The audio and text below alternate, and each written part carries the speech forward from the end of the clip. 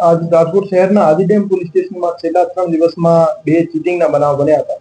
એ ચીટિંગના બનાવોમાં હકીકત એવી હતી કે એક ગેંગ ઇકો ગાડીમાં સવાર થઈને આવતી હતી અને જે ગ્રામ્ય વિસ્તારમાં, વાડી વિસ્તારમાં રહેતા વયોવૃદ્ધ ખેડૂતો હોય છે એમને ઇનામી કૂપન સ્ક્રેચ કરાવતી હતી અને એને સ્ક્રેચ કરાવવાના બદલામાં ઇનામની ચીજ વસ્તુઓ ખરીદ કરવા માટે એને ધાકધમકી આપતી હતી, એની પાસેથી રોકડ રૂપિયા પડાવતી હતી. કુલ 5 આરોપીઓ રાજકોટ શહેર ક્રાઇમ બ્રાન્ચ દ્વારા આ ગેંગના પકડી પાડવામાં આવેલ છે. જેમાં આરોપીઓ રમેશભાઈ ચાવડિયા, રૂપાભાઈ ચાવડિયા, હિતેશ ચાવડિયા, હિન્દુભાઈ વરુ અને ગોવિંદભાઈ ચાવડિયા. એ પાંચેય આરોપીઓને અત્યારે મુદ્દામાલ સાથે પકડી લીધેલ છે અને આગળની કાર્યવાહી માટે લોકલ પોલીસ સ્ટેશનને હેન્ડઓવર કરેલ છે.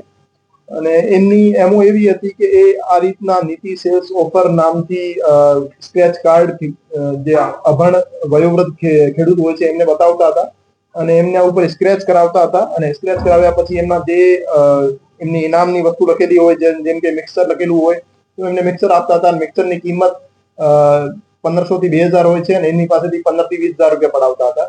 અને જે આ વસ્તુ લેવાની ના પાડે સામેવાળો ભોગ બનનાર તો એની ધાકધમકી આપી એમની પાસેથી જોર જબરદસ્તી બળજબરસ્તી રૂપિયા પડાવતા હતા. તો હું તમામને આ બાબતે માહિતગાર કરવા માંગુ છું કે એવી કોઈ પણ સેલ્સ ઓફર યા તો કોઈ ઇનામી લાલચ આપતી ટોળકીનો આપ શિકાર ના બનો અને એવી કોઈ પણ એમઓથી કામ કરતા માણસો તમારા ધ્યાનમાં આવે તો આપ તરત જ રાજકોટ શહેર પોલીસનો સંપર્ક કરો અથવા 112 ઉપર કોલ કરો. અને કોઈ પણ એવી ઇનામી સ્ક્રેચ કરતી કોઈ કંપની અથવા એના નામે તમને કૂપન સ્ક્રેચ કરાવે તો આપ એમની લોભામણી જે લાલચ ભરી યોજનાઓ છે એમાં આપ ઇન્વોલ્વ ના થાવ અને આપ તરત જ પોલીસનો સંપર્ક કરીને આપ એનાથી છૂટકો પામી શકો.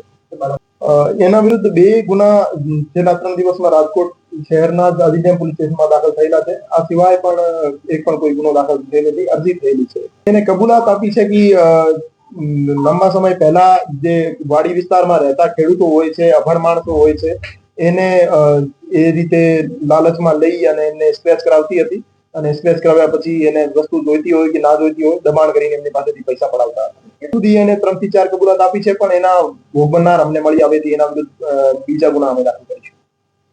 આ નીતિ સેલ્સ ઓફર નામથી આ રીતની સ્કીમ ચલાવતા હતા તો એમાં જ આખી વિગત